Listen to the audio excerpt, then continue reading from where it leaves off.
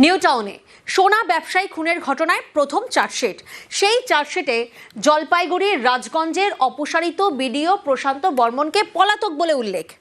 এতদিন হয়ে গেল, এখনো কেন পলাতক? কেন খুনে অভিযুক্ত প্রশান্ত বর্মনকে ধরতে পারছে না পুলিশ, যাকে আত্মসমর্পণের নির্দেশ দিয়েছে হাইকোর্ট এবং সুপ্রিম কোর্ট, যার নাম চার্জশিটে?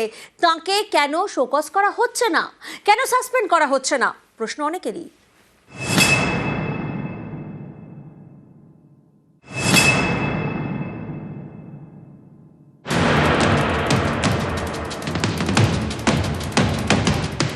গত বছরের 30শে অক্টোবর নিউ টাউনে যাত্রাগাছি থেকে সোনা ব্যবসায়ী স্বপন কামিল্লার দেহ উদ্ধার হয়। তখন জলপাইগুড়ির রাজগঞ্জের বিডিও ছিলেন প্রশান্ত বর্মন।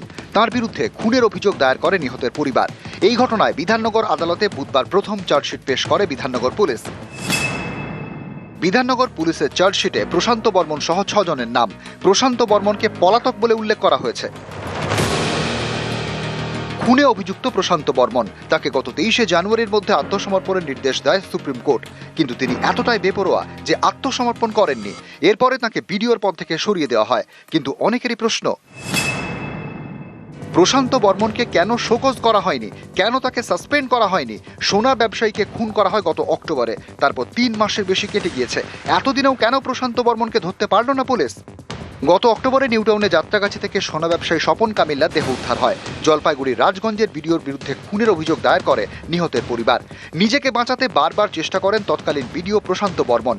নিম্ন আদালত, হাইকোর্ট, সুপ্রিম কোর্ট কিছুই বাদ যায়নি। প্রশান্ত বর্মনকে আত্মসমর্পণের নির্দেশ দেয় সুপ্রিম কোর্ট, কিন্তু আত্মসমর্পণ করেননি পুলিশ। এতদিনেও তাকে ধরেনি। এবার সেই খুনের ঘটনায় প্রথম চার্জশিট দিল পুলিশ।